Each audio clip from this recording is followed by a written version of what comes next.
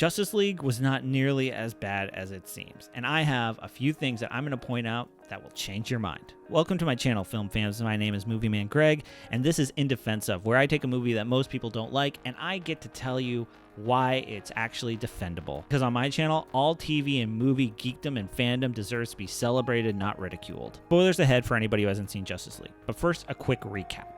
After luring a parademon out into the open, Batman decides it's time to get the team together. Him and Diana decide to split up their responsibilities, where Diana will go find Cyborg and Batman will go find Aquaman and the Flash. While Aquaman refuses to join the team, Flash jumps in a heartbeat. I believe enemies are coming. Stop right there.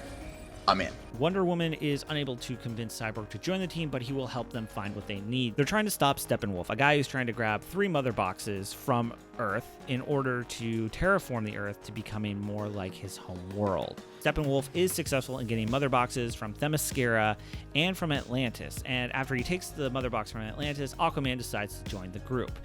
The third mother box is located in Star Labs, as it's revealed by Cyborg, and Batman proposes that they bring Superman back to life with the last mother box. They're able to do so, but unfortunately Superman doesn't have all of his memories, and he attacks them all.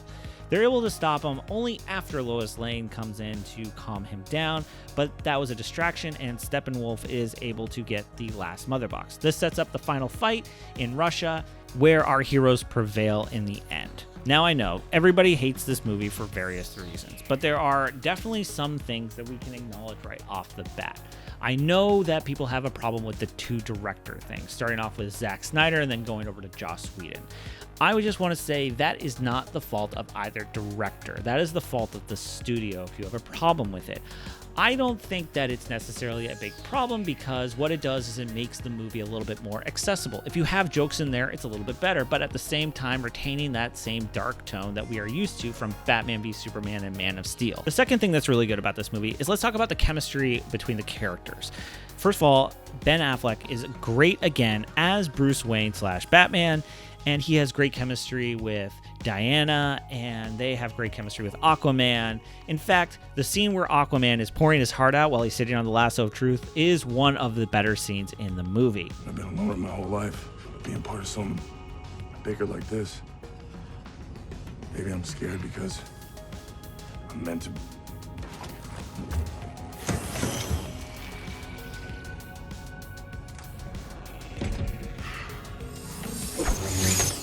And yes, I know some people had some complaints about Barry Allen, that he was in a different movie than everybody else, but honestly, we kind of needed a little bit of a jokester, especially in the scene where Batman encourages him to save just one person. Full transparency, I've never done battle. I've just pushed some people and run away. Save one. What? Save one person. So the chemistry between the characters is actually pretty solid, and there are good moments throughout. And let's talk about some of the moments that happened in this movie. One of the best moments of the movie is when they're just about to enter the final fight and they're coming off the ship, and all of a sudden you see all of them just lined up right there. I mean, that is one of those types of moments that if you ever saw Justice League Unlimited, or if you saw the Super Friends or anything else like that, you're going to get goosebumps, because that's a pretty awesome moment of joy that just happened right there. Next, the plot actually isn't that complicated. It's pretty simple. And honestly, we don't need a movie that is overly complicated for something that should just be fun. And on top of that, just because a movie isn't super deep doesn't mean that it's super bad. The visuals of the battle scenes are actually very interesting and fun. I really liked what they did with the Flash and how he entered into the speed force of it all.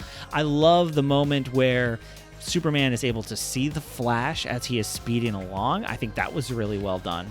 And the opening action scene with Wonder Woman was awesome once again. This was a big popcorn movie. It was easy to follow, and in general, it's pretty enjoyable if you just sit back and turn your brain off for a little bit. I mean, after all, we're able to do it with things like Jumanji or the Fast and the Furious. We should be able to do that with Justice League as well. One big criticism that I've seen people have is with Steppenwolf. And let's get this right out of the way. Steppenwolf is not a great villain. In fact, he's probably a pretty poor villain. However, just because you have a bad villain doesn't necessarily mean you have a bad movie. One of the best superhero movies to come out in a while was Thor Ragnarok. And quite honestly, the villain in that movie was pretty weak. overall, but people still love it.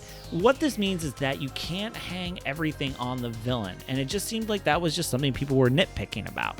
Honestly, it wasn't my cup of tea, but I'm not going to hate anybody who ended up liking it. And if you do like it, you should be really proud to like this movie, because guess what? You enjoyed it, and that's what movies are all about. Overall, Justice League deserves to be defended, but it's not the only movie that deserves that. Even more recent movies deserve to be defended for people who like it. Artemis Fowl is one of those movies, and I came up with a video defending that movie that you can check out right up here. And I'll see you in the next video.